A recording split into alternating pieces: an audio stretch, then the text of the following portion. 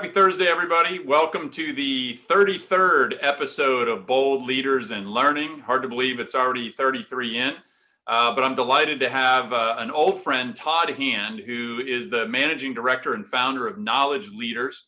Todd and I go back literally to, technically speaking, last century. I think we first met in 1999. So Todd, first of all, thank you for joining me on the show today. I would love you to just have everybody hear a little bit more about your own background and a little bit about what Knowledge Leaders is doing, and then we'll dive into discussion from there. Brandon, great to be here. My oldest friend in the education sector. Thank you for inviting me. I am the managing partner of a retained executive search firm called Knowledge Leaders. I've been in recruiting for over 25 years, the first 20 in general technology, and in the last 5 or 6 in education. We primarily recruit executives into for-profit roles in the education sector. The 4 quadrants or 4 buckets that we specialize in are the ECE, early childhood education market, K-12, higher ed, corporate learning, corporate training.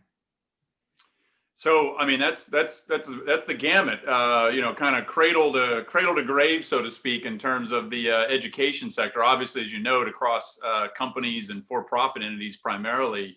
Tell me a little bit about what's happening out there, right? Is there a dearth of top executive talent, or is the type of talent that you're getting asked to recruit changing or shifting in any way? Has the pandemic thrown any particular wrinkles or opportunities in the executive search business?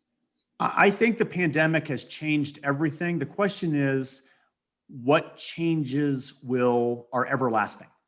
So, we've got clients and there are companies whose business is off the charts and exploding because of the pandemic, and all the kids are online.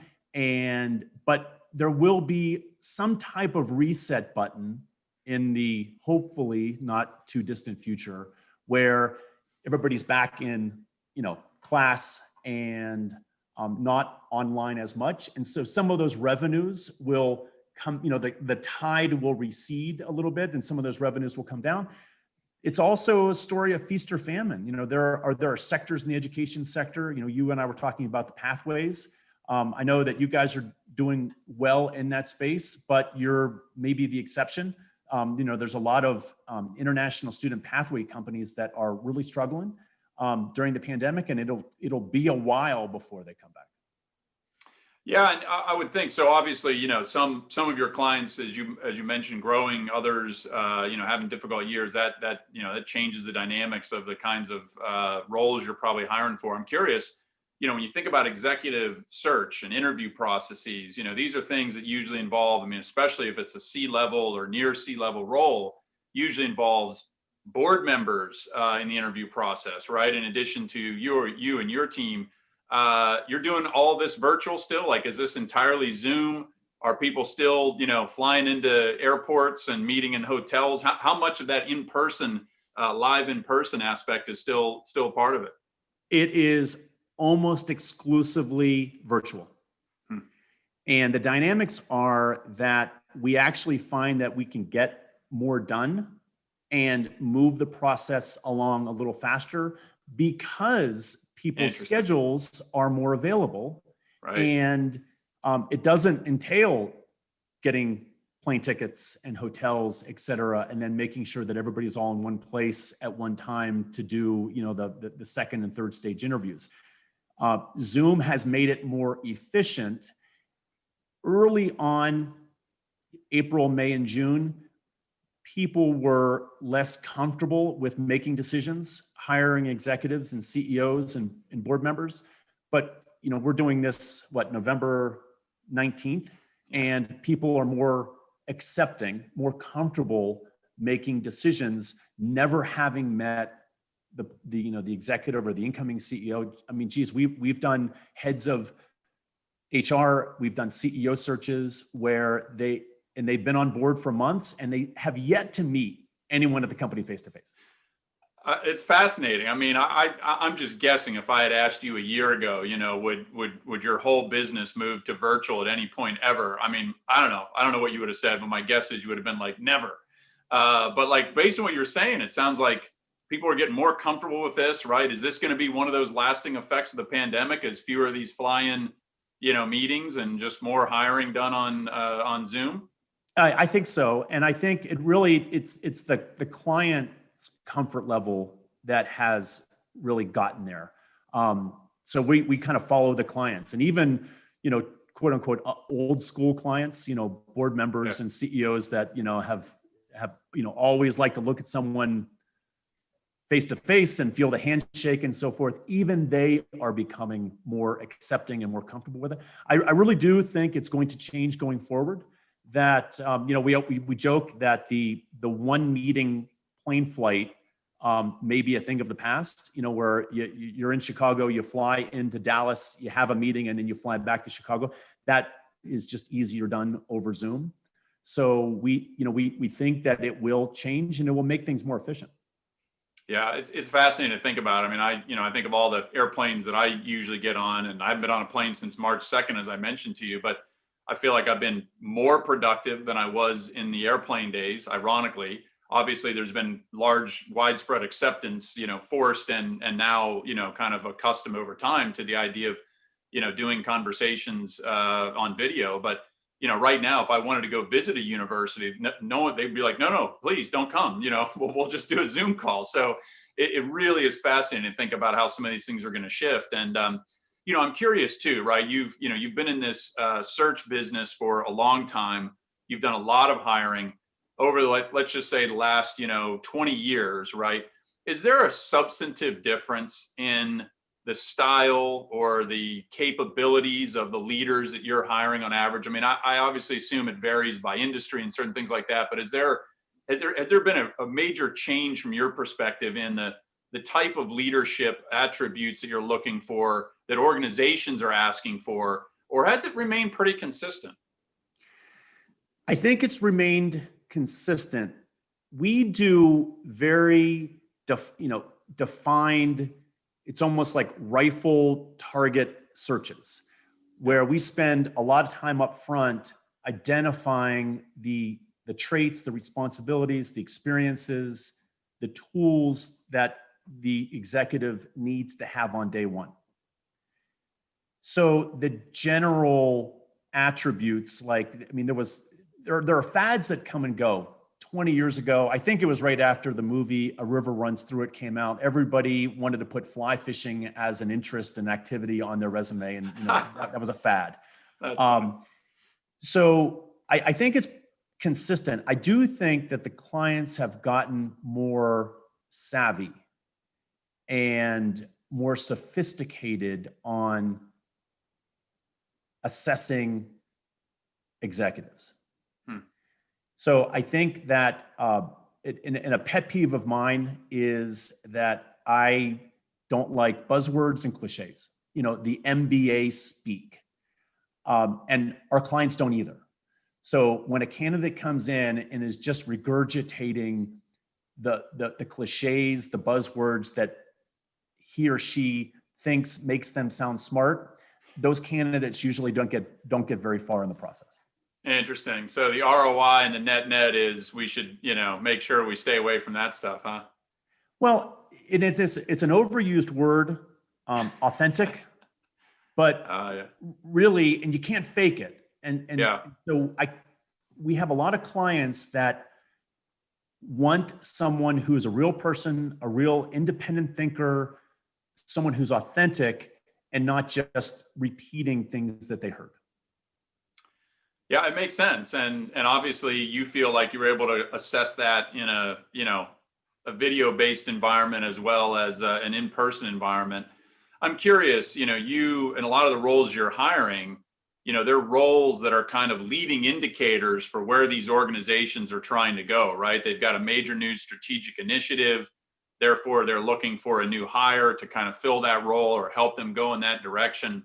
I know you can't speak about individual clients, obviously, but as you look at the horizon of the education sector, What are some of the exciting things that you think are going to happen on the horizon, different, say, than the past, right? Do you sense there's going to be some major movements in certain directions? It comes and goes, and there are trends. For example, 2 years ago, there was a run on heads of product, chief product officer. And we did a ton in a space of like 18 months, but not so much lately. One of the consistent, so keep in mind that half of the positions that we work on are newly created roles. Interesting. Yeah. And generally it's around revenue. It's around growth. These are private equity backed companies that are selling into the education markets, and they are creating roles of chief revenue officer. They are combining marketing and sales together, and they're bringing in a chief sales officer. So it's all about growth, and it's all about revenue. Yeah, but I mean, so it is interesting. There have been some phases where, like your point about a chief product officer, you do see some trends, albeit, potentially brief.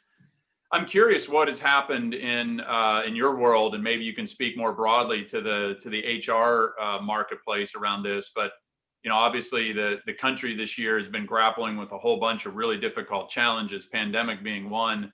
The other is social unrest, and very specifically the movement around Black Lives Matter. How has that influenced what you're hearing from clients?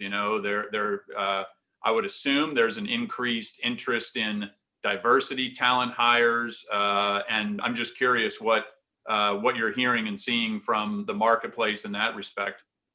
We started to see this 3 or 4 years ago, and now every client, every search is requiring a diverse candidate pool in the pipeline. Now, it's still a meritocracy. They still want to hire the most qualified candidate, but we have a world-class research department, and we know a lot of the executives in the education space. And we make a point in the first call with a potential client of laying out exactly how, we just don't talk the talk, but exactly how we will provide a diverse candidate pool in the pipeline. And that sometimes includes not just diverse in gender, et cetera, but sometimes that also includes diverse in backgrounds. Yep. 1/3 of all of our searches are filled with a candidate from outside of education. Interesting. Now, some roles, they really, so heads of sales in K-12, most of the time needs someone who understands the K-12 market. It's a very quirky, unusual market. With some exceptions, but most of the time they really want someone from that background. But, for example, we're doing some CEO searches right now where we're looking for leaders that came from B2C. And so they could come from retail. They could come from healthcare, because the client sells a B2C service or education product. And so a diverse background, diverse industry is important in those searches. Yeah, on that point, I think of, I was in a transition talk about colleges and universities and college president searches, which I know you haven't been involved in, but I'd love to get your take on it. I think of somebody like Scott Pulsifer, who's the president of Western Governors University. He was an executive at Amazon, right? And so, certainly came from outside of the traditional kind of university pathway, but obviously a real focus on serving a customer, being responsive to the customer or student from that perspective. So that was obviously they're a unique institution, but a unique leadership background, which has proven to be pretty successful. There's going to be a major set of retirements in higher ed that's already begun. If you look at the average age of college presidents, we're going to see a wave of retirements, this year and in the next coming years. And of course, the college president role, if you think of the traditional pathway to it, it's really, it hasn't always been this, but it's typically been this. It's a faculty member who rises up the ranks and becomes a dean, potentially then provost, right? And it's a provost to president type of pathway for most of these hires.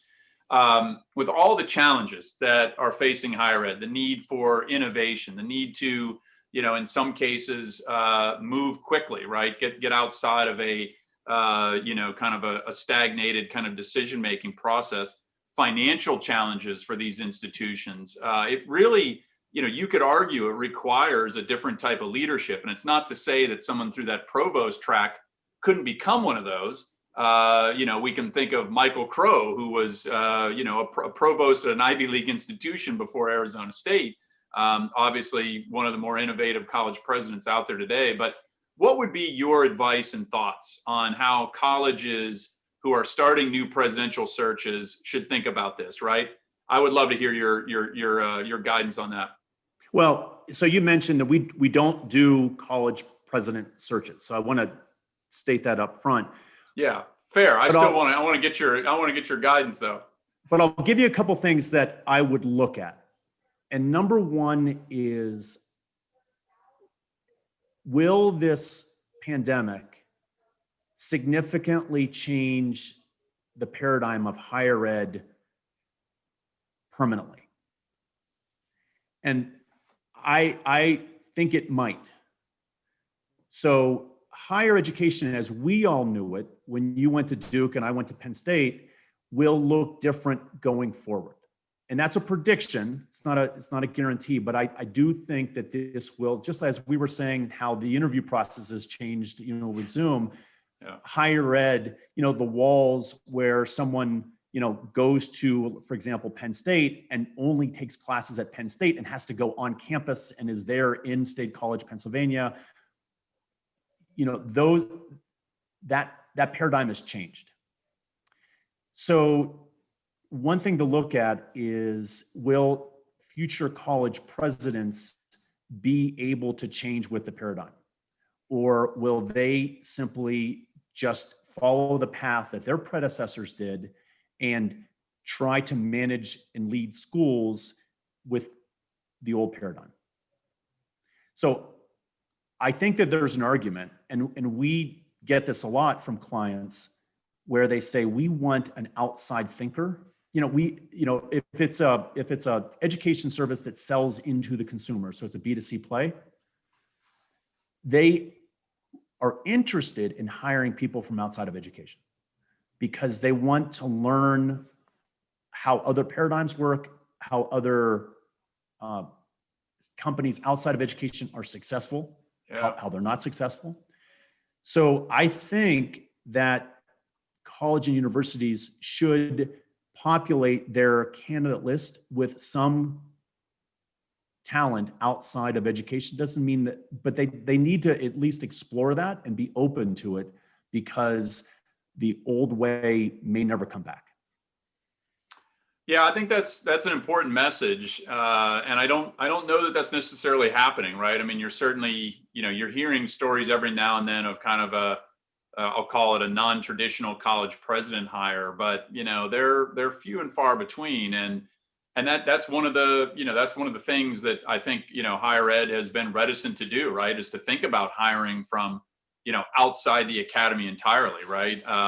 So that's going to be a challenge, but that's a challenge for boards of trustees to wrap their arms around. It's a challenge for faculty, right, who are going to be largely reticent to candidates that don't have strong academic backgrounds, so to speak. But I think you're right. I think they need to be making sure that, just as they're thinking about all the different facets of diversity in their talent pool, they think about people who are coming from fundamentally different areas. And you think they'd want to learn from it too, right? If nothing else, interview candidates that are going to give you those perspectives in a way that might actually guide your strategy, whether you hire that person or not. I'm curious on that question.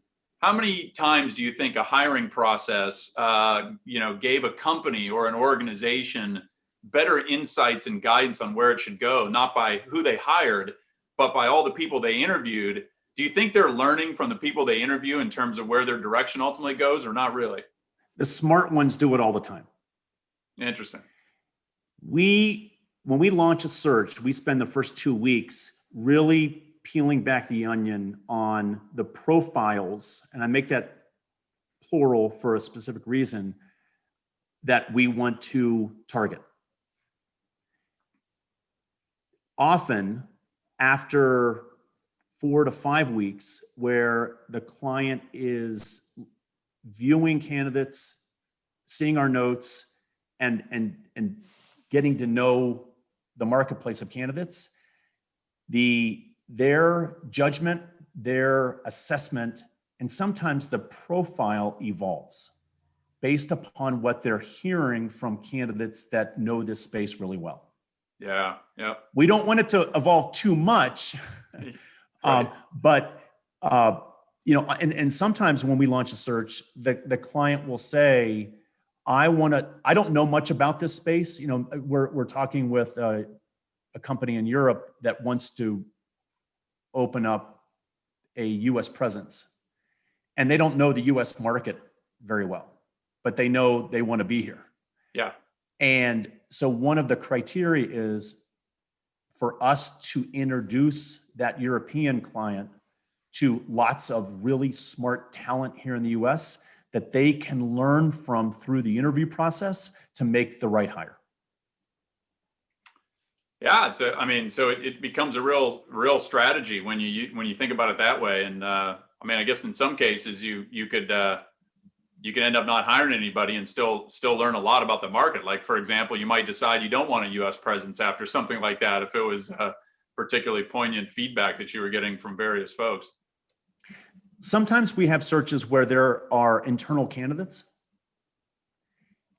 Giving the client an opportunity to meet outside talent helps them decide whether that internal candidate is the right person for the job. Oftentimes, they end up hiring the outside talent. But every once in a while, they decide after meeting a bunch of talent from the outside, wow, the grass isn't really greener on the other side of the fence, and we have a potential star here on board already.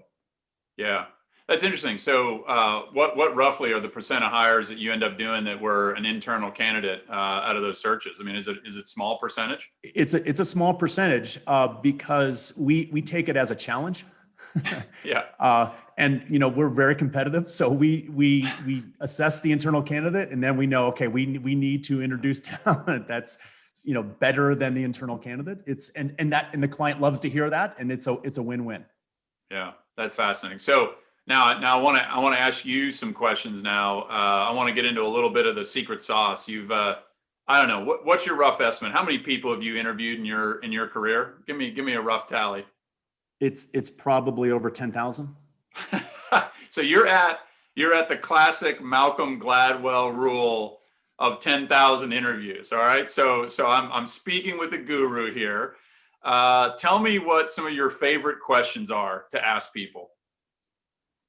I have an ongoing debate with a colleague of 25 years, and he is very scientific. So he loves the tests.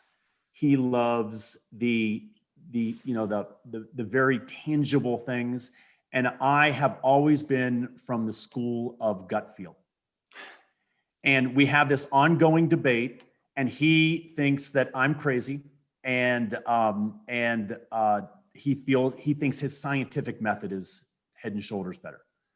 And it's a fun discussion. For the life of me, I can't move. I'm not all gut feel, but I can't move all the way over to the scientific, because I think it fails the test of reverse engineering. Tell me about that. What do you mean? I've seen too many false positives and false negatives from testing. Okay. To totally trust it. Now, we do some of that, but we coach our clients that it is simply a data point. It is not a all-encompassing indicator on whether someone would be successful. So that said, I like to, when I talk to candidates, and sometimes I'm brought in towards the end of the process to do my assessment of candidates the client wants my take. I like, number one, conversational interviews. And I like to hear what people think about what they see. I like unconventional thinkers. So this goes back to the cliches and buzzwords. I pick up on that really quickly because those aren't thinkers. I want people to assess the process, assess the client, assess the opportunity, assess the potential. I want to hear it in their own words because we're looking for people that can take in data, take in information, assess people, and then come up with a conclusion analysis. That's a lot about leadership. Yeah. And understanding that some of the information you take out will be false. So how do you sift through the false information to use the accurate information in order to make analysis and pick directions? Yeah, that's helpful. I mean, your comment about the, false positives and false negatives from the testing world. I mean, obviously you're speaking about executive recruitment world, which, you could argue these kinds of assessments that have been designed and utilized there are some of the most exhaustive, comprehensive, lengthy. I mean, I've seen some of these things and been familiar with several of them, especially dating back to my Gallup days, where Gallup was involved in a lot of those assessments as well. But you made me think about standardized testing when you said that, right? We're not talking about executive search here, but we are talking about identifying unique talent in schools. My guess is you probably have an opinion about what kind of activity, testing and grades have relative. So if you were going to be a college recruiter right now, I'll turn the question around, right? How would you look for a top talent right out of college, right? I mean, are you looking at grades and test scores, or are those things just a small sliver of the bucket as well? I think there's a real opportunity for colleges and universities to upgrade their testing and admissions department. Interesting. Tell us more. My son is a freshman at the University of Arizona. And through the last couple of years, his classmates who have applied for and been rejected at certain college universities, I scratch my head. I mean, some of these kids are so talented. Some of these kids are so smart. They're so good. They've got a ton of character. They're hardworking, and they were rejected by a university. And I'm thinking, what was going on in the admissions department? How did they miss that? How did they miss this kid who is, if I was head of a college, that's the kid I want at my university? How did they miss that? So I think there's a real opportunity at getting their admissions department more sophisticated, more sharp. I wonder if a lot of these admissions departments are just going through the motions, and it's the the least amount of effort to look at a number, look at a GPA, look at a SAT or ACT score, and they're just making the donuts instead of really looking for diamonds in the rough superstars. Now, the devil's in the details. How do you do that? But I think you have to have a passion for it. I think you have to commit. And if I was head of a university, I would want my admissions department to be better than every other admissions department in the country. Yeah, and part of that is probably going to require going outside of the traditional metrics that are utilized in that process, right? I mean, it is a sort in some form of GPA and test scores. It's a sort on what types of high schools that admissions department has had prior relationships with, and some pipeline or track record of assessing the students that have come from those high schools. So I just how much does legacy? I mean, the legacy problem. I mean, the who knows who. Yep. Donors, kids. I'm just asking the questions. I haven't opened up that Pandora's box, but I wonder how much of that plays into it. Yeah, no doubt. I just finished reading Jeff Salingo's new book on a year inside college admissions, and there's all kinds of things that end up at the end of the day for the individual student who's applied being incredibly arbitrary. Like, oh, we've already got a student from New Mexico this year, so we're good on that. We're not going to look at any other kids from New Mexico, right? Like that's it. They hit their quota for New Mexico. So, Jake's out because, he's from New Mexico, right? So it's all those kinds of things that I think people will never understand. But I think beyond some of the inherent challenges in the current system, I agree with you. I think there's a lot of talent that's being missed because they aren't digging a little bit deeper into some of the unique attributes of that. I mean, an essay might tell you something, but how much are you getting at somebody's kind of character analysis through, a short form essay? I mean, it's really Well, it's very hard to but, do, and you don't even yeah. know if they were coached on the essay or if they even wrote the essay. So Yeah. look, this is a very complex problem, but I think it is the competitive. It's an opportunity to make this a competitive advantage for any head of university or college, because the rest of the country's schools are not doing it well. Yeah. So it's just like a sports team that they have to have a good draft year after year after year. They have to have a good talent department. They have to be able to spot talent and diamonds in the rough. And it seems to me it would be just a tremendous competitive advantage. Well, look, I think that's a great place to end. I think that's your book that you're going to write. And I think that might be an extension of Knowledge Leaders' new business offering for next year. And I'll be happy to help you out with it, Todd. So, are you offering to ghostwrite that book for me?